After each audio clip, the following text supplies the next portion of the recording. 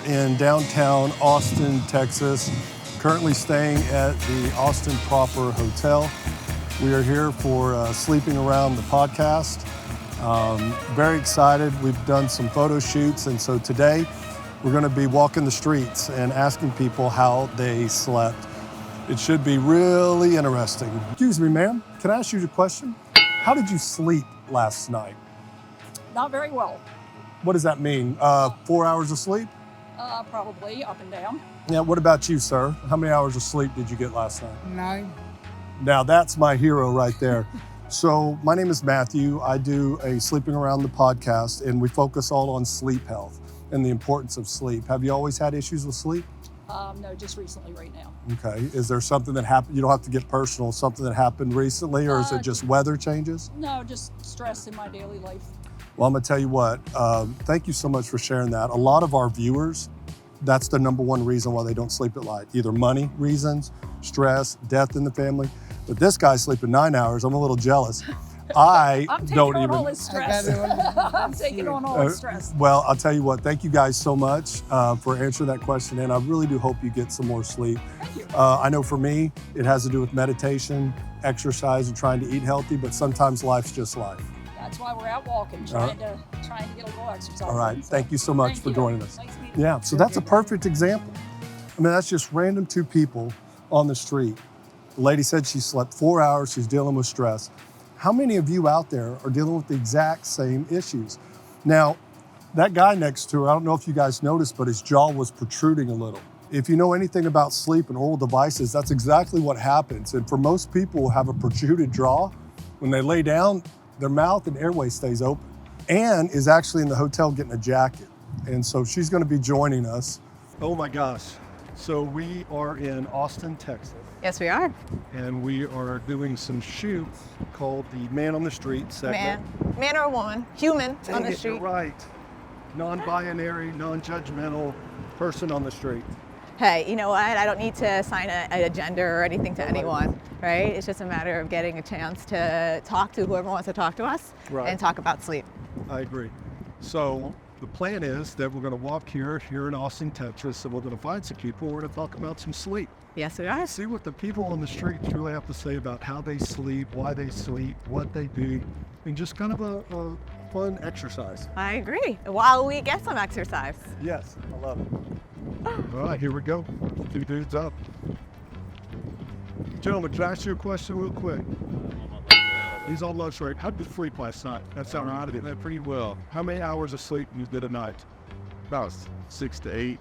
Did you know that 6 to 8 is more than the national average? You are way above the curve of that. I don't even get that. Yeah. We host a sleep podcast, and so we were just curious just how much people I usually get maybe like 5, really 5 to 6. Yeah. You know, it depends on how busy you are, and like we start work over here at 6 a.m. So yeah, it depends, you know. But I agree, you know, it's like it's tough to get the sleep that you need, but I feel like I can operate good off of 5 or 6. Well, Yeah. isn't it It funny? depends on, I guess, your insides, right? How healthy your terrain is compared to other people. Yeah. Do you find that when you are sleeping 8 hours that your day is different, that it's a better day? I haven't really slept 8 hours in a while, to be honest. I always just feel the same, really, to be honest with you guys. Got it. Any tips or tricks that you use to be able to get yourself to sleep? Well, trying to think. Well, just try to relax my mind. All right. You know, some people use cannabis, some people use alcohol, melatonin, whatever people need, you know, whatever makes you feel like it could put you in that dream state. But Awesome. cool. Well, hey, Thank man, you. I really do appreciate your Try, time. man. Have a blessed day. You too, brother. Take care. Bye-bye. Bye. So there you go. Perfect example. So I think one of the things that is really interesting is that the initial response was to give us the answer that everyone thinks that we want to hear, which is that 8 hours of sleep. And so after we started talking to her for a bit, it went from 6 to 8 hours of sleep to maybe 5 to 6. Right. And so the reality is that when you do look at, you had mentioned what is the average adult getting, in the 1950s, 1960s, the census data demonstrated it was about 8.5 hours a night. It now currently is about 6.8 hours, and many times it's less than that. And I think that you have a lot of people who have a biased recall and are reporting more than what they're actually getting. Well, and I think I loved his honesty. He used the word terrain. but it's true when we talk about the body and how important it is of what we're doing. So again, how fun is it that he was just so honest with us? You know, his partner was like, nah, I'm going to, I got to go lunch break. Excuse me, can I ask you a quick question? No, I'm sorry. Thank you. Very respectful. Yes. She looked like she was in a hurry. Yeah. She had a bag. I'm just going to play the scenario out. Walk of shame. You know, some people pack, some people don't. It might have been a walk of sleep shame. Walk of sleep shame, yes. Yeah, she didn't sleep well last night. Well. That's why she didn't have time to talk. Yeah. She's in catch-up mode. How did you guys sleep last night? How did you guys sleep last night? I slept fantastic. Why? How many hours of sleep do you get? 8 hours at least. Why? Sitting here with Dr. Ann Morse. She is an expert in sleep. We do a podcast called Sleeping Around the Podcast. I'm Matthew Allard.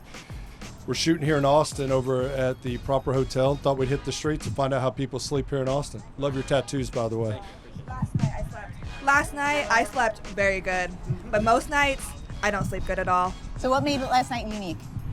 I went to bed early, and I drank wine. You know what?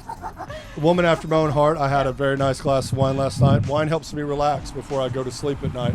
And so does other things that I might partake in. How many hours did you say? I know I probably came up on you too fast. I apologize. I don't know. I know I went to bed around 10 and I woke up around 6. All right, so I'm really good at 8-hour math. Watch this. So carry the one. Okay, 8 hours of sleep. I can't remember last time I got 8 hours of sleep. In the God's honest truth. I just signed a lease on a new apartment, so stress away. So now I'm finally getting sleep. Congratulations. That is huge. I'm gonna tell you what, it's so we've already talked to some people on the streets, and that's the number one thing people keep saying is like stress, anxiety, money issues. That's why they can't sleep at night. But for us, we just wanted to ask around, and you guys look like a cool group. One more time, 8, 6, and 6. Did I say that right? 8 hours, 6 and 6. No, he got 8. He said. Oh, you got 8 hours at least. Yeah. every night. I have to. A good deal, man. You gotta have your sleep is important for recovery. Exactly. That right there is gold. Got to. That is gold. So we actually just shot in the gym earlier, Oh, nice. and that was the exact conversation we had. We did. We both are very much prioritized. We're very early morning wakers, right? So we wake up 4:30 in the morning, go to the gym, work out, but that's how we start our day because it makes a difference. Now, one of the things that I don't know if you know or not, but the reason why sleep is so important is that when we actually cycle through different stages of sleep, the biggest part of sleep in the beginning of the night is something called slow wave sleep or non-REM 3 sleep. That's the period of sleep where we're producing our growth hormone. And so that actually is contributing to a lot of the recovery that you're experiencing. So when you get good, healthy sleep, part of that great pump that you get is because of the fact that you had such great amount of growth hormone the night before. Awesome. Alcohol is one of the nation's most self-prescribed sleep aids. Yes. So really rivaling your typical over-the-counters, things like Benadryl or diphenhydramine. Melatonin. Which people are utilizing to put themselves to sleep. However, alcohol is very, very frequently used. Now, the challenge with alcohol is the fact that it actually does the opposite for your sleep. Although many people associate with that, this is the thing that puts me to sleep, is that most frequently what happens is that first drink might make you feel more sleepy, may put you to sleep, but people develop tolerance. And so that means that you're gonna start developing escalation in how much they're actually drinking. Right. And with that, we see that there comes significant fragmentation of sleep. Now,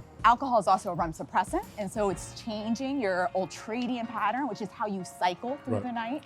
And so therefore, it is creating a lot more havoc. It also is gonna create a lot more sleep disruption. So you're more likely to have frequent nocturnal arousals. Now, in addition to that, if you have sleep disorder breathing or you're prone to sleep disorder breathing, you're going to have a whole lot worsening because of it being a CNS depressant. Yeah. You know, I joke around a lot. Y'all know that on the podcast. I joke around a lot. But I do think that we all try to find a way to relax. And unfortunately, a lot of people do that. I mean, we just saw that. She's like, I finally got good sleep last night. I drank wine. Yes. But again, I'm a proponent, maybe how I grew up. A glass of wine before you go to bed is okay, but you're right, the tolerance level. Yeah. So let's talk about that. I think that if somebody starts drinking 2, 3, 4 glasses to go to bed, then that could be a sign of having an issue. I would say that in regards to there being an issue, yes. In regards to how should we be able to fall asleep, The stance from the American Academy of Sleep Medicine and most sleep physicians would be saying that it should not be with reliance on alcohol as your wind down mechanism. And so we then would really want to be exploring what are alternative strategies to help you wind down to achieve that same relaxation that you may be perceiving from your alcohol. So what are some things out there that people could do instead of drink alcohol? So most typically what we would make a recommendation for things like cognitive behavioral therapy, where they will actually go through behavioral strategies to help the mindset become more relaxed. And so a lot of times people will mix this up with sleep hygiene. So sleep hygiene is a part of cognitive behavioral therapy. Sleep hygiene is I'm going to make sure I have a bedtime routine. I make sure that I have a relatively regular sleep schedule, time I go to bed, time I wake up. I'm going to then layer in things like stimulus control. So stimulus control is I know to put my cell phone down. I know to limit how much TV or other activities. I know to not check my emails for an hour before I go to bed. Now, in addition to that, it's other behaviors that we may engage in that create a more alerting experience. So I go to get into bed and I now have that anxiety brain, right? My brain starts going, did I do this? What else do I have to do? Did I check my emails? Oh, I have that big meeting tomorrow. And what does that then force me to do? It forces me to be more awake, more alert, more anxious. I now start checking the clock. This is all the part that cognitive behavioral therapy will address, is saying, have an early recognition of that behavior and replace that behavior with something that is going to be soothing to you. Now that's where I'll make the recommendations of saying, do something that you feel like can help you shut off your brain. Is it reading a book? Is it listening to white noise or music? Is it stretching? And getting out of bed, so you're dissociating your bed with a place that is for anxiety and being awake. So I think these are just some simple tips and tricks. And again, personalizing it to whatever a person is finding is helpful. But when you do find a strategy that's helpful, it's key to stick with it night to night. Where I see a lot of people fail in being able to improve is that one night it was I was reading, the next night I tried listening to music, and your body and your brain need to have a signal to say, oh, this is the thing I do to fall asleep. No, well, that makes a lot of sense. I think, again, you're hearing it from Doc here herself. You know, I think just staying consistent and in that routine would be most helpful. So a lot of people who have these anxiety or these issues, are they also the people that we see with the higher blood pressures, with different issues that they deal with, diabetes? Is that in conjunction? Because what I find is okay, one of the things I'll talk about is BMI, or people who are overweight. Sleep disorders that we find, even in my realm, OSA mostly, have to deal also with weight and other comorbidities that they have. And so taking certain meds and doing that before they go to bed as well seems to be an issue of them falling asleep. No, I agree with you that there can be a variety of factors that lead to the difficulty with sleep. And so some of those are going to be related to medications that a person may be taking. It can be related to just the other medical conditions that they may have. It can be a variety of different things. Can I ask you guys how you slept last night? Slept? Yes. It was all right. It was my birthday, you know. It was your birthday. Yeah. Happy birthday. Thank you. How old? 36. You never ask a man how old he is. How much do you weigh? He was ready to answer it. So how many hours of sleep do you think you got on your birthday? Man, like 4. 4. That's probably about right for your birthday. Is that a typical night? Maybe. Maybe. Yeah. Do you think what do you have going on? So we're with Sleeping Around a podcast. Oh, really? I'm a sleep specialist. And so we're talking to people, asking them how they slept, what their typical night of sleep is like. And it's normally pretty shitty. Yeah. It's pretty shitty. Yeah. So is your day pretty shitty? Is that why we're having our venti latte right now? Third one for the day, yeah. Third one for the day. How many Listen, do you it was his typically birthday. It's normally 3 or 4, yeah. Okay. What about you, buddy? What's that? How'd you sleep last night? Slept pretty good. I took a bunch of melatonin and stuff. And Okay. And melatonin, does that typically help you go to sleep? No, I just did that to once in a while. Yeah, because I couldn't wind down, and I know I had a lot of work to do today, so. I get it. A lot of people say that they have a hard time being able to fall asleep when they know that there's a whole lot to do the following day. I was dreaming about my work. That's what tripped me. I was, because I had to fix this machine and I had to figure out what to do, and usually that's how I process it. So. Very good. One of the things that gentleman just said around he dreams About work. Oh. But in addition to that, he stated something that is actually quite true, is that people do dream about things that either creativity or processes, etc. Right. And there's some suggestion that that actually may be REM-related content. And that does actually manifest sometimes in people being more productive in whatever it is that they're trying to do. So what's fascinating is that this kind of concept has been studied in people who have narcolepsy, where they have an abnormally increased amount of REM sleep, and they go into and out of REM sleep. Right. And so what has been found is that individuals who have narcolepsy are actually much more creative than people without narcolepsy. Really? And the theory is that it may be related to this REM process. Now, when thinking about what he just stated of like, I have this process, I need to fix this certain equipment. Again, this is a step-by-step, I need to put things together. And so there may be a combination of non-REM and REM sleep that may be contributing to that. Now, the other part that I wanted to call out is, again, we keep seeing this recurring theme. People having difficulty falling asleep because of the stress in their day. Right. So this is just a reminder that you cannot separate day and night. Yep. Your day spills into your night spills into your day. And we're seeing all these different strategies people are employing to self-medicate. We're seeing self-medication with caffeine during the day, self-medication with melatonin. When he's telling me about these vivid dreams, I'm going, melatonin is probably a player in that as well. And I don't know, I mean, he said he only does it once in a while. He said, I took a bunch of melatonin last night because I have a big job to do today. I mean, it was interesting how he worded that. Is there a way that somebody could take melatonin every night and they get so used to it that they just take more and more and more and it doesn't have any effect? So I think that what is really important is that melatonin has different properties depending on how you're using it. So melatonin in our body, when it's being produced, is a chronobiologic. What does that mean? It means that it is helping influence my circadian rhythm or my day-night rhythm. When you're taking it over the counter, depending on the dosing and the timing of it, it can act as a chronobiologic, that circadian rhythm manipulator, or a hypnotic, meaning it puts me to sleep. Now, the challenge is that people use melatonin no matter what their sleep problem is. And so many times we're seeing that particular scenario in individuals who are utilizing melatonin for the wrong sleep problem. And so therefore what we're seeing is that they chose the wrong hammer for the thing that they're trying to put the wood together with. Right. It's not Wrong a nail, tool. it's a screw. Right. Yep. So isn't it interesting how many people just proudly state like 4 hours. 4 hours. 4 hours. 4 hours. I honestly think that the census data that we have is probably grossly inadequate. Thinking that 6.8 hours is what the average person is getting. Because so far we haven't heard that. Nope. We've heard 4 to 6.